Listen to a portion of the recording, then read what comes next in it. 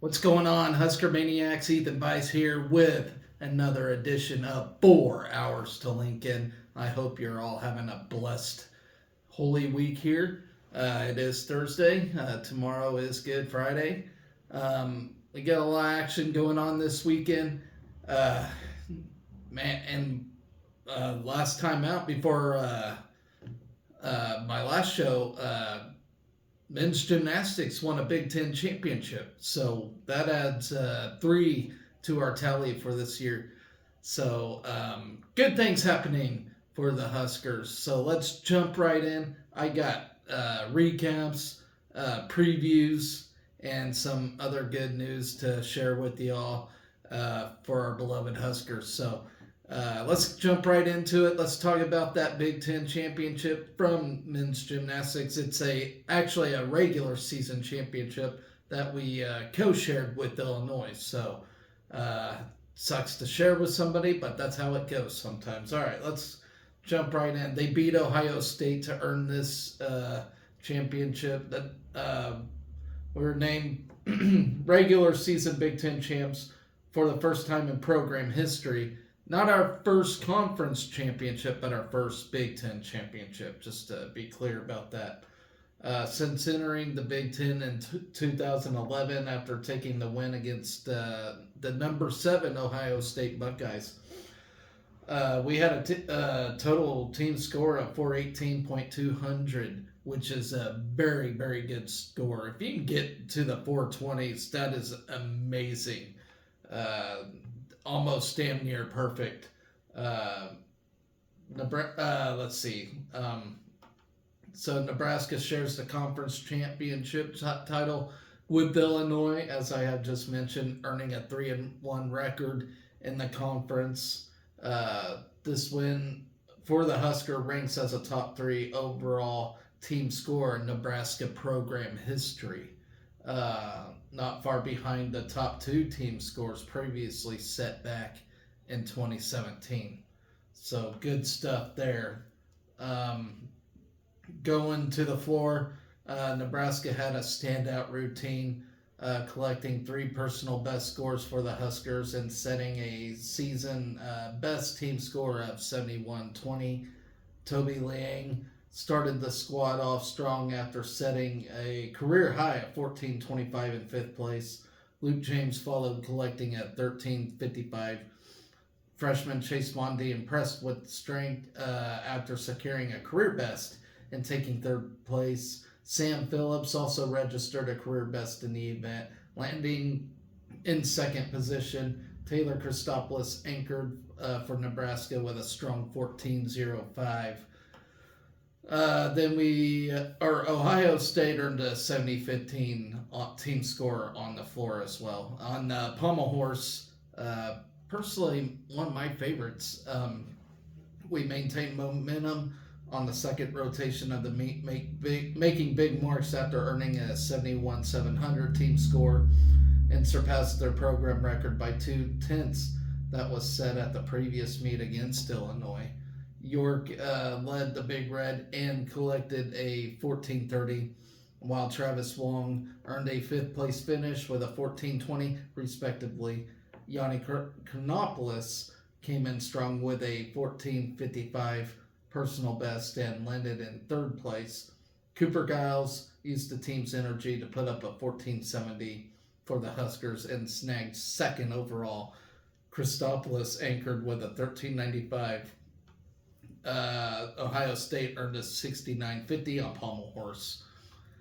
So moving on to rings, they earned a score of 68.75 on steel rings as a team. James Friedman led the squad with a solid 13.60. Wong followed with a personal best score of 13.85, landing in 3rd.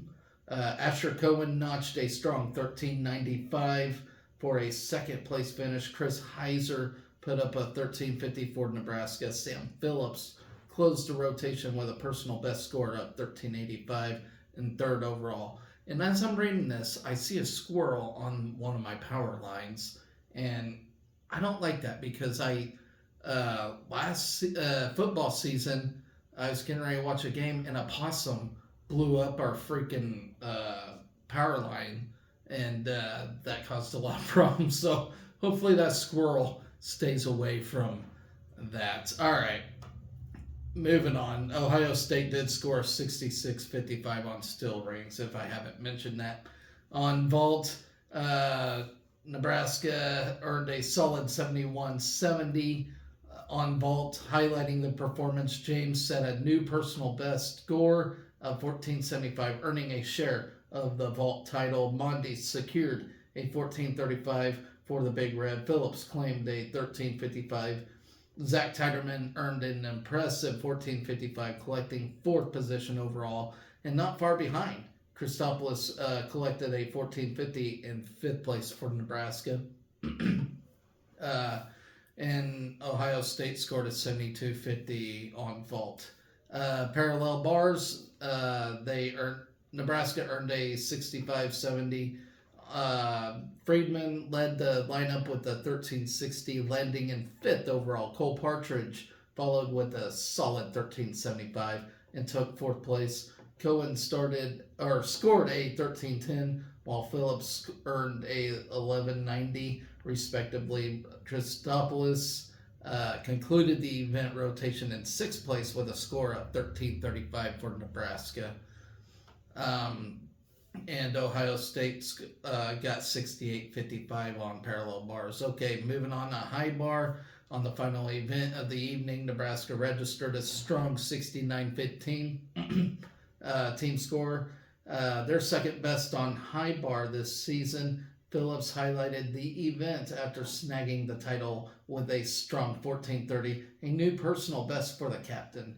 Max Auden also put up a new personal best of 1375, landing in fifth place. Partridge notched a 1330, while Tiderman collected 1375 respectively. Christopoulos closed out the competition for the night with another personal best for the Huskers, notching a 1405 in third place finish on the event. Ohio State earned a 67-30 on high bar. Up next, after a week break, the Huskers will return to competition to compete for a chance for the conference championship title for the NCAA Big Ten championships on Friday and Saturday, which is on April 5th through the 6th. The meet is set to take place at State Farm Center in Champaign, Illinois. So this is hosted by the Illini. All right. So Tuesday, we're supposed to have a big baseball matchup between K-State and Nebraska. K-State ranked, I want to say 21st at the time. Game got canceled due to cold weather, which is just a damn shame because, had we played and won that would have definitely put us up in the rankings. But it was a bit chilly willy out there that day. So today would have been a beautiful day to have that game. All right. So on to the previews for this weekend. We had nothing else go on since Tuesday, so you ain't missing nothing. So for Friday, we got track and field starting their outdoor season, and 3 meets. The whole team is splitting up for 3 track and field meets. So they're set to open the outdoor season. With that, athletes will split between the Florida Relay, Stanford Invitational, and the Mike Finelli Track Classic. And that will run through Friday and Saturday for all 3. So let's talk about the indoor season real quick.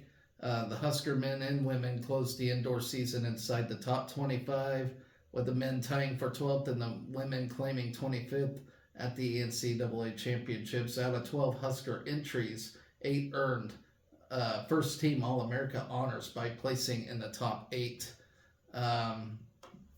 Till Steinforth recorded his highest career NCAA finish in the heptathlon to finish third a day after becoming the first Husker to become a long jump first team All American in the last decade, with a seventh place finish.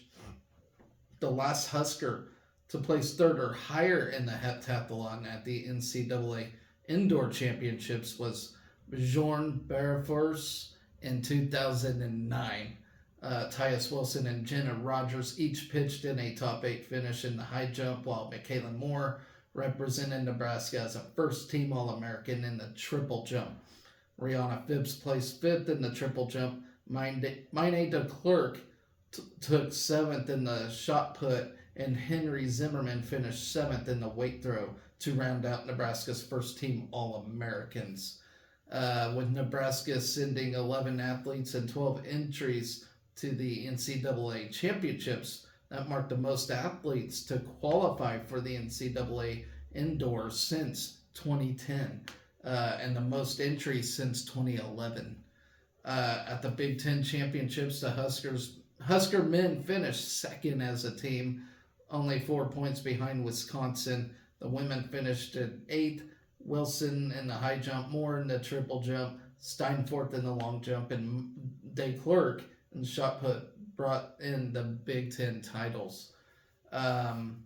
Zimmerman broke the weight throw school record on 4 occasions, while Berlin Schultz broke the school record in the mile as a freshman. Altogether, 26 performances either broke into the all-time list for the first time or moved up the list during the indoor season.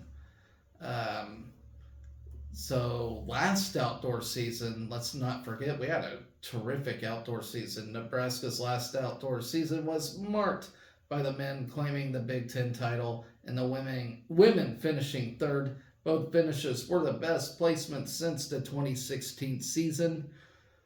The team combined for 12 event titles throughout the meet. The women, they were powered by Axelina Johansson, who was in the shot put, and Rima Odebor in the javelin, bringing in NCAA titles. Took 8th place at the NCAA championships. That was the best finish since the 2006 season, when the Huskers tied for 4th. The men tied for 17th, their best team finish in 7 years. The men and women combined for 8 first-team All-America honors, 7 school records, and 32 new top 10 marks throughout the outdoor season. So that is good stuff. All right. Gonna talk about bowling real quick. They just got a NCAA regional bid, an at-large bid.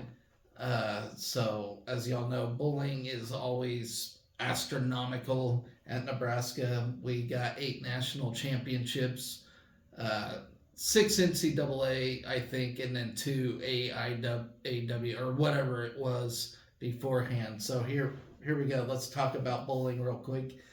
They're going dancing in search of its 7th NCAA bowling title, as the Huskers will travel to Lansing, Michigan on April 5th for the 2024 NCAA regional. One of 4 regional sites, by the way. Nebraska has an at-large bid in the 18-team field, which joins number 3 Youngstown State, Marion, and Maryville. And the Lansing regional competition will take place on Friday, April 5th and Saturday, April the 6th. The NCAA regional will feature a double elimination format with one winner from each of the 4 regionals advancing to the NCAA championships in Detroit, Michigan. And that'll be on April 12th through the 13th at the Thunderbolt Lanes. The 2022 season marked the first time in the NCAA to host 4 regional sites and a winner advancing to the championship finals. I think that's a pretty sweet deal. I like it. The regionals will use the mega match format, which includes a 5-person team and Baker total pinfall game. The first team to collect 2 games wins the match, and in the event of a 1-1 tie, a best-of-7 Baker match will be used to determine a match winner. with today's NCAA bid. And, well, this was announced yesterday, sorry. With yesterday's announcement, the Husker bowling program continues its reputation as the only program in history to qualify for every national championship tournament since the NCAA sponsored bowling in the 03-04 season. The Huskers, who are ranked number 6 in the latest National 10-Pin Coaches Association poll, or the NTCA, hold a season record of 79-36. This is the Huskers' first season without a regular season tournament title since their most recent national championship, which was in 2021. So there's still hope. Nebraska finished the season with double runner-up finishes at the Storm and Blue and White Vegas Classic and Flyer Classic, and added a pair of third-place finishes at the SFA Lady Jack Classic and the Motive Penguin Classic.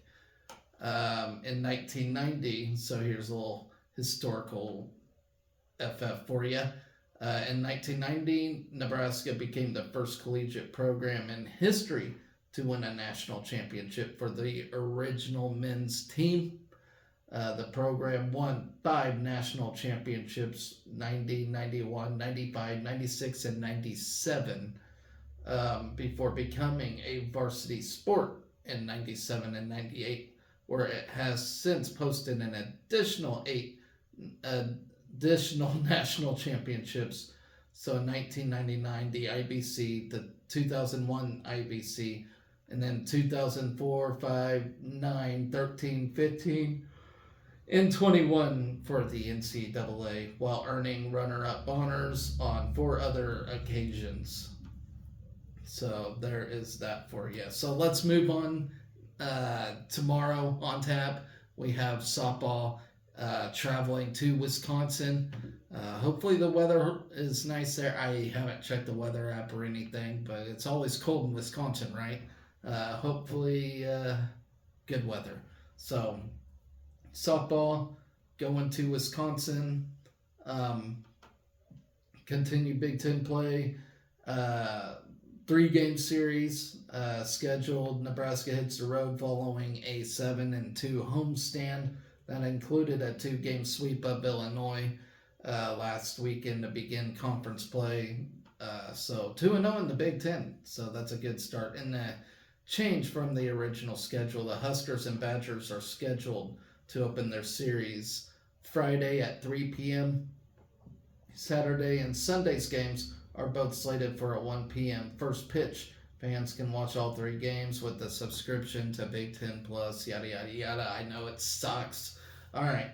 Nebraska opened up conference play with a weather-shortened 2-game sweep of Illinois last weekend. The Huskers came from behind in both the 7th and 8th innings to win 5-4 in the opener.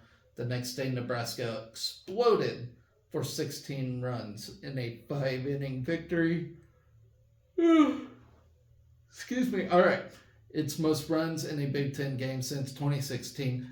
Wisconsin opened its Big Ten schedule with a series loss at Iowa. The Badgers dropped the first 2 games before shutting out the Hawkeyes 2-0 in the series finale.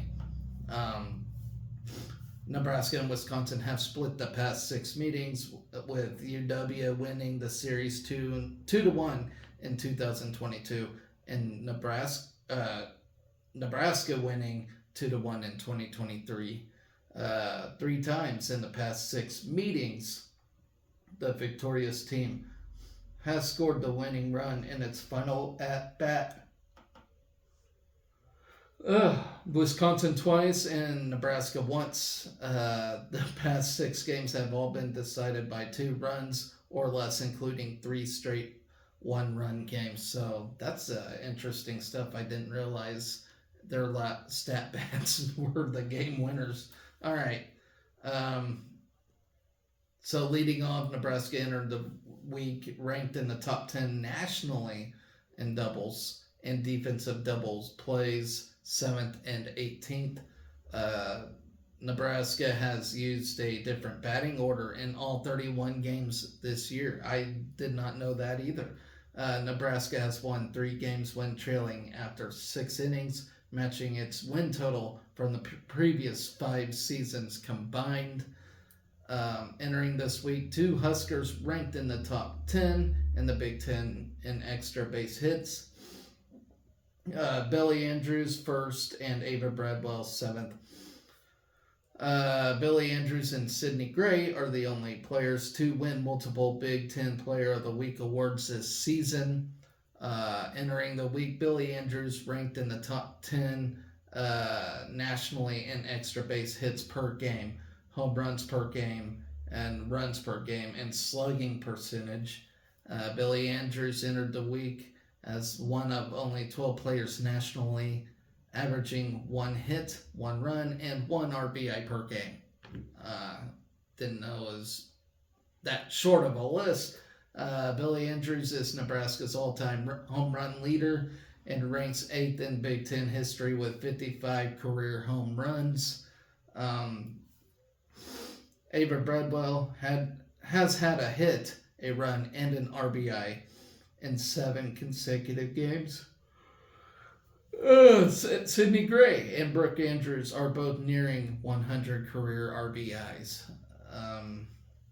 The Huskers are showing comeback ability here in 2024. They have shown a knack for coming from behind the season. They have trailed in 12 of their last 18 wins, including 8 times where Nebraska came back from a multi-run deficit. A sister act at the top of the lineup. The Andrews sisters have hit first and second in the Nebraska batting order each of the past 15 games, with younger sister Billy Andrews leading off and older sister Brooke hitting second. The sisters have proven to be a productive combo at the top of the order, and I do highly agree with that. Kaneda thriving as second leadoff hitter, and we use quotes second, with the Andrews sisters anchoring the top of the lineup. Nebraska has been searching for a strong number 9 hitter who can act as a second leadoff hitter, batting ahead of Billy Andrews. The Huskers appear to have found that hitter in Caitlin Kaneda. Let's see. Bradwell and Bland swinging hot bats, while the top and bottom of the Husker lineup have been strong as of late. 2 big bats in the middle of the order have been productive as well, and that is Ava Bradwell and Samantha Bland have been enjoying hot stretches over the past 3 weeks. Billy Andrews did break the Husker home run record, which is, 55 career homers, and she entered the week ranked 6th nationally in home runs per game with 12 homers in 27 games. And yeah, despite the terrible start of the season, this team is now rolling and very dangerous to play, if you ask me. So here's a little about Wisconsin real quick. They do bring a 12-17 record into its first home games of the season this weekend. They are 1-2 in Big Ten play after losing 2 of 3 games at Iowa last weekend. Nebraska and Wisconsin share 5 common opponents this season in Long Beach State, Maine, Missouri, Utah, and Washington. The Huskers posted a 2-4 record against that group, while the Badgers went 3-5. Let's see. Wisconsin is hitting .269 as a team and averaging 4.3 runs per game. Defensively, the Badgers own a 4.19 ERA and are allowing 4.7 runs per game. Wisconsin entered the week leading the Big Ten and ranking 16th nationally with 9 shutouts this season. Hillary Blomberg leads Wisconsin with a .355 average as one of 4 starters batting above .300. Blomberg has added 6 doubles, and 8 RBIs. Um, Emily Bojan is second on the team with a 3.33 average and 3 doubles and 1 homer. Ava Cusack is batting 325 and leads the Badgers with 26 hits and 7 doubles. Fiona Gerardot, hope I said that right, is hitting 305 and 22 starts, and Skylar Sardashny owns a 304 average and 14 starts. Emmy Wells is the top power hitter as she leads Wisconsin with 8 home runs, 19 RBIs, and a 575 slugging percentage. Peyton Bannon and Danielle Lucy add speed to the team with 23 stolen bases and 27 attempts between them. In the circle, you have Tessa Magnanimo has seen the most action. She is 5'7" with a 3.53 ERA. She leads the Badgers with 19 appearances, 13 starts, and 75 innings.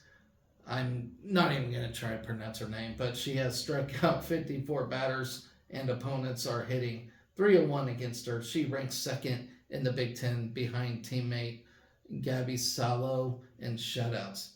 Why do they have such tough names to pronounce? Okay, Shelby Jacobson is 2-8 with a 5.42 ERA in 60 innings. She ranks second on the team in appearances, starts, and innings pitched.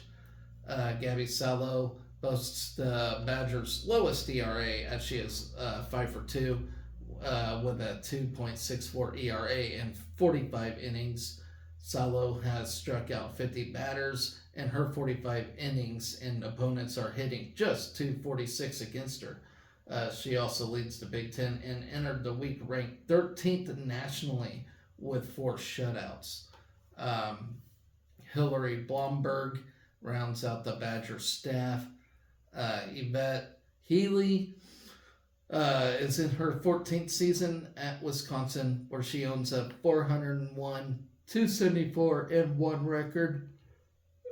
She has led the Badgers to 1 Big Ten tournament title and 6 NCAA tournament appearances. She has taken Wisconsin to 6 of its 9 all-time trips to the NCAA tournament.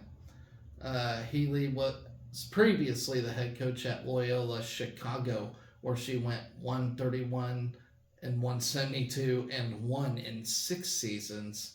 In her career, Healy owns a 532, 446, and 2 record in 20 seasons. So moving on from softball, going to baseball, we are taking on Northwestern. Through 29 all-time meetings, the Huskers hold a 17-12 advantage over the Wildcats in the all-time series. Nebraska and Northwestern meet for the second consecutive season after we swept the Wildcats in Lincoln last year. And yes, we traveled to Northwestern this year. Huskers have come away victorious in the last 6 meetings with the Wildcats, going back to Nebraska's last road trip to Evanston in the 2019 campaign.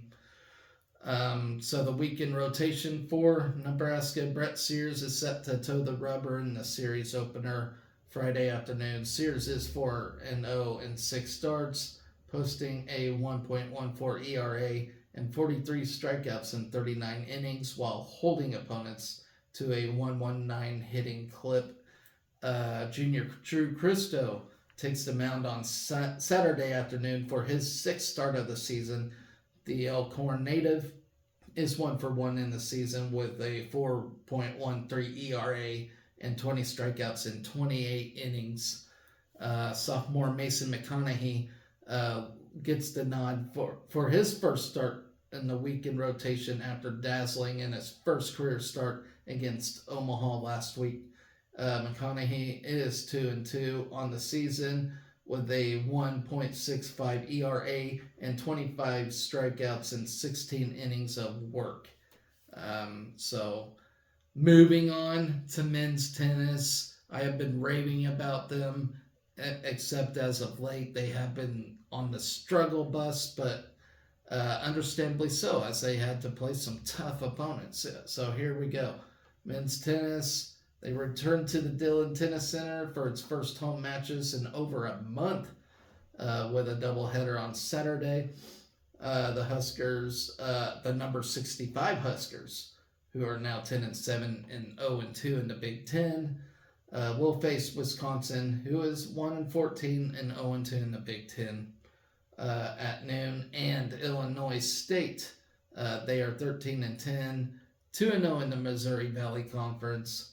And that'll be at 6 p.m. Nebraska is seeking its first conference win of the season and to add 2 more wins to its 7-1 home record.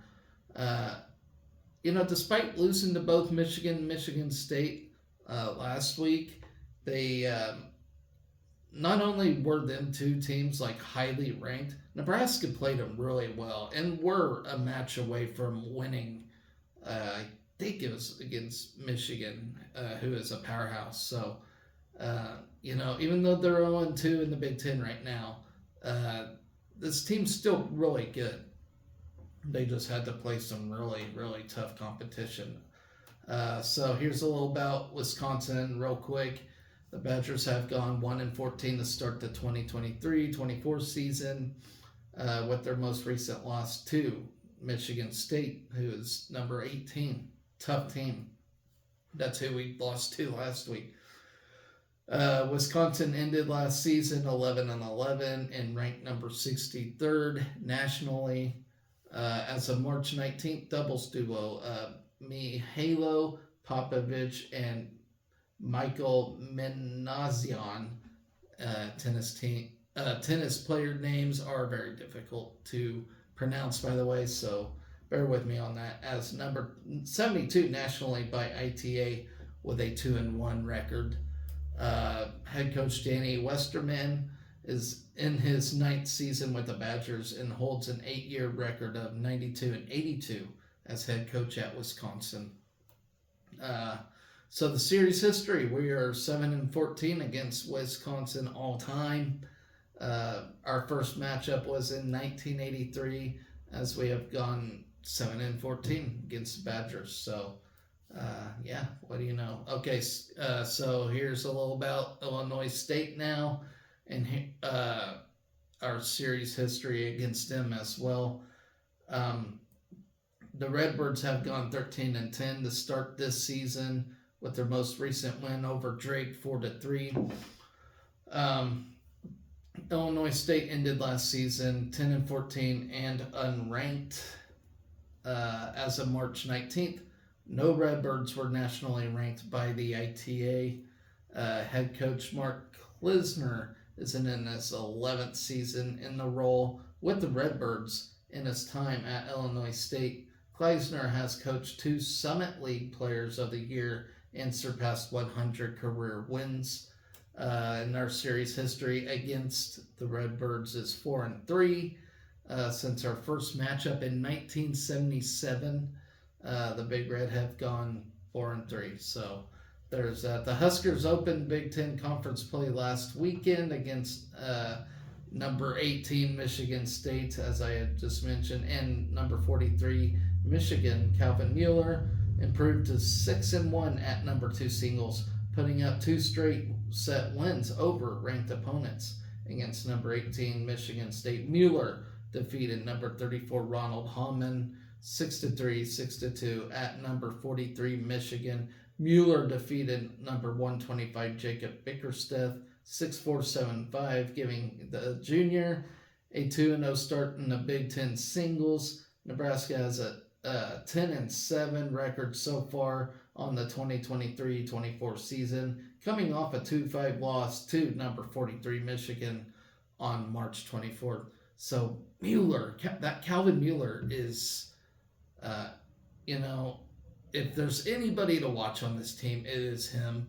I think he is on the road for a Big Ten championship individual title anyway. So very exciting stuff right there. On March 26th, we were ranked by ITA at number 65 with a 10-7 record.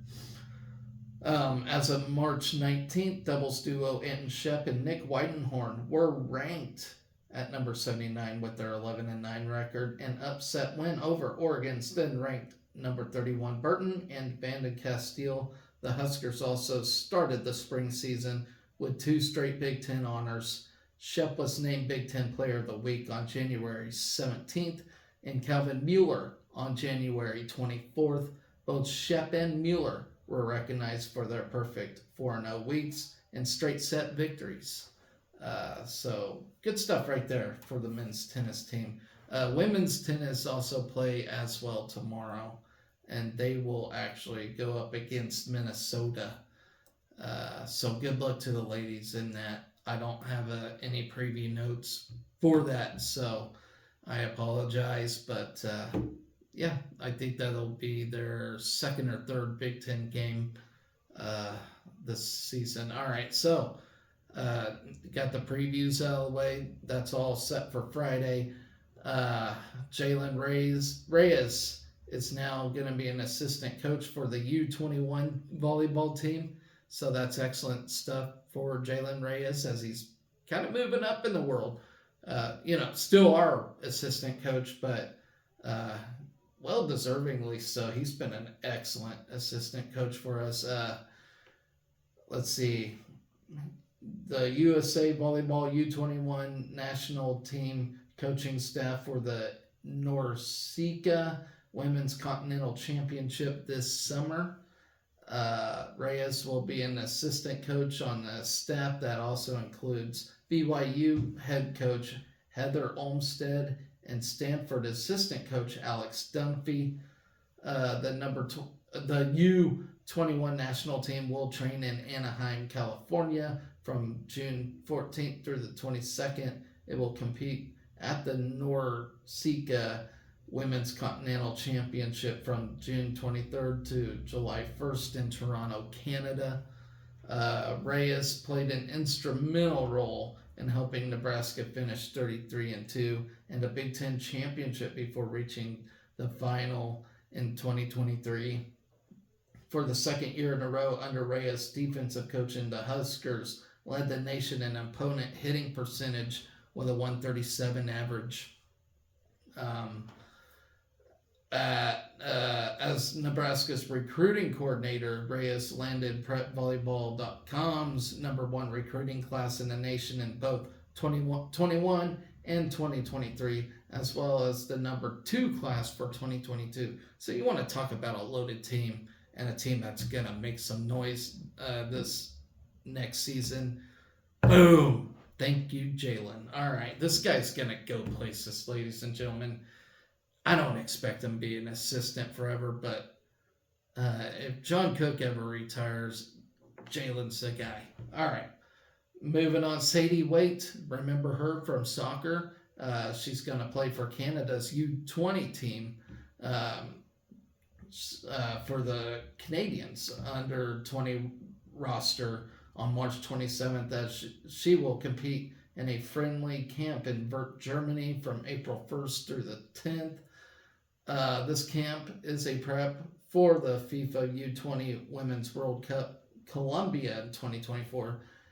August 31st through September 22nd, the team will play 2 matches as it will face the United States on Sunday, April the 7th, and Germany on Tuesday, April the 9th.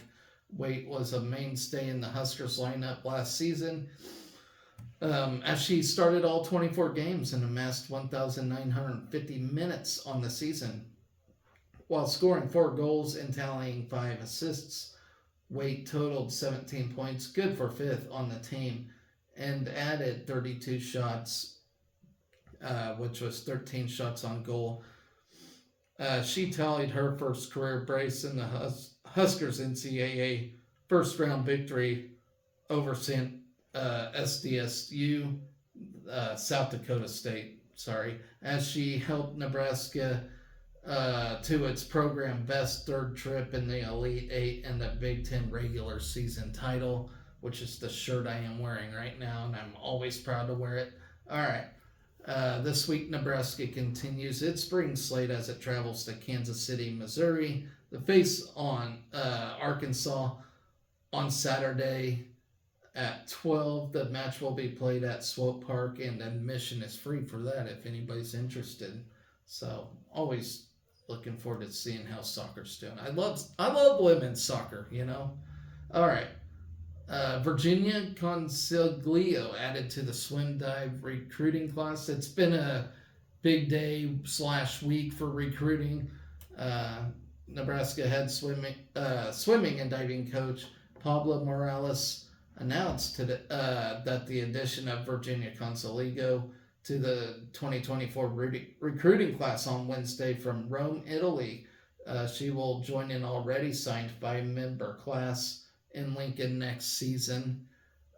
She competed with the Italian junior national team at the 2021 and 2023 European Junior Championships, where she set a junior national record in the 50 butterfly. At the 2023 European Junior Championships.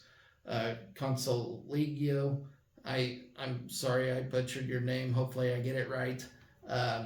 She swam a 27:53 in the long course 50 butterfly prelims, placing 13th. She went to place 15th in the semifinals with a 27:65. She swam a 29:36 in the long course 50 backstroke finals at the 2023 Campionato Italiano Assoluto Open for another 13th place finish. And this is a quote by Pablo Morales. She is a very talented swimmer who has competed at the highest level of competition in Italy and Europe. She has a passion for her sport and works hard in the classroom. She will be an awesome fit with our team culture. Yeah, good stuff right there. Moving on to basketball news. I know we just ended our season, but Sam Hoiberg added to the academic all-district. He was selected by College Sports Communicators. He was one of the Huskers' top bench players, as Nebraska posted a 23-11 record this season and a tournament appearance, yada, yada, yada. We all just got done with that business. In the classroom, carries a 3.64 GPA in sports media and communications. So it sounds like he wants to talk to you fine folks as well one of these days. He's a 4-time member of the Nebraska Scholar Athlete Honor Roll. He is a 2-time academic All-Big Ten selection and was a Big Ten Distinguished Scholar in 2023. Hoiberg is also active in the Huskers Life Skills program and was a member of the Tom Osborne Citizenship Team in 2023. And it's just saying how you can qualify for that. I'm not going to get there. So moving on to Husker soccer newcomers. They'll welcome Anya McKay and Ren Sato for the next season, this upcoming fall season. So Anya McKay, she played for Coach Mark Newman at Mount Horeb High School in Mount Horeb, Wisconsin. During her high school soccer career, she recorded 48 goals and 10 assists.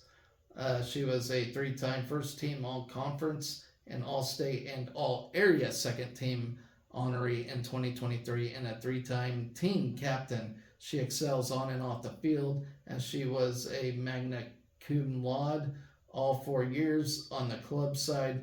McKay plays for Coach Giuliano Olivero at SC Wave and has helped the team to the 2023 playoffs and state championship in the 2024 Champions Cup. So great resume. Then we get Ren Sato, another Japanese person. So this might be good for us as we have good luck with Japanese players. She spent 2 seasons at Barton Community College in Great Bend, Kansas. I am very familiar with that area, where she started 21 games, scored 2 goals, tallied 9 assists, and took 38 shots. Sato attended, I'm going to butcher this, Sakuchose High School, where she helped the team to 3 state championships and 3 regional best four finishes. On the club side, she competed in the 1FC Kawago Water Park Manina, where they were 3 time state league champions, 2 time state tournament champions, and 2 time region best 16. Um, let's see, individually, she was team captain in 2018, 2 time state representative in 2018, region representative. Uh, so moving on now to our last item of the day, Jim Hardong.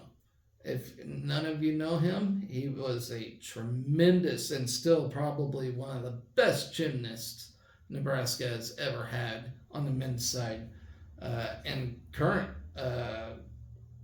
assistant coach. But he was and he was also a gold medalist, if you didn't know that. But he was named to the College Gymnastics Association's inaugural Hall of Fame class, and that was announced today. For Hardung, this is the fifth Hall of Fame selection of his distinguished career. He was inducted into the World Acrobatic Society in 2022, along with the U.S. Olympic Hall of Fame in 2006, where Hardung is also a member of the U.S. Gymnastics Hall of Fame and the Nebraska Athletics Hall of Fame. I mean, how could he not be in that one either? A longtime Nebraska assistant coach under Francis Allen, and now Chuck Schmelka, his prep and collegiate teammate. Hardung helped lead Nebraska to 4 consecutive national team gymnastics championships in 1979, 80, 81, and 82. Among the 22 members in Nebraska Athletics' inaugural Hall of Fame class, Hardung is the only one to be a part of 4 national title teams. Hardung won 7 individual NCAA titles and captured 22 All-America accolades in his Husker career, both of which are school records. He also helped lead Nebraska to 4 straight NCAA titles from 1979 to 1982, and these are team titles, not just individual. Hardung's 7 individual titles are tied for the most in NCAA history, okay, and include all-around titles in 1980 and 1981. He was a 3-time NCAA champion on the steel rings and a 2-time national champ on the parallel bars. Hardung won 2 individual titles at the 1980 NCAA championships, 3 at the 1981 event, and 2 at the 1982 NCAA championships. In 1982, Hardung won Nebraska's first Neeson Emery Award, described as the Heisman Trophy of the men's gymnastics. In addition to his 11 combined NCAA championships, Hardung was a 22-time, you got that right, 22-time All-American. He captured at least 5 All-America honors in every season of his career, including earning All-America recognition in every event at both the 1981 and 82 NCAA championships. An 11-time individual conference champion, Hardung also represented the United States as a 2-time Olympian, although he did not compete in the 1980 Olympics due to the U.S. boycott at that time. Hardung was a member of the 1984 squad that won the first and only men's gymnastics team gold medal in U.S. Olympics history. So, you want to talk about Nebraska having pride and stuff. I don't think this gets talked about enough or is known enough, and I'm here to deliver it to you fine folks. Hardung was inducted into the U.S. Olympic Hall of Fame in 2006, and he is also enshrined in the U.S. Gymnastics Hall of Fame. Hardung earned a Bachelor of Science in Business Administration from Nebraska in 1983. He returned to Nebraska as an assistant coach in 2006 and is in his 19th season as an assistant. So, great journey for that man right there. Couldn't be any prouder of him. All right, so that's going to be my show for today. I do not really have a schedule for this weekend, but I will try to get my recaps and reviews in. It is Easter weekend, after all. I don't really feel right that they're playing sports on Sunday. Me being a Christian guy. I don't feel right about it, but that's what they're rolling with. And so be it. But yeah, so yeah, looks like track and field, soccer, men's tennis. So not a whole lot going on this weekend, but I will be here to let you guys know about it. So until next time, you guys, be excellent to each other. Go Big Red. Maybe. I hate this clicker.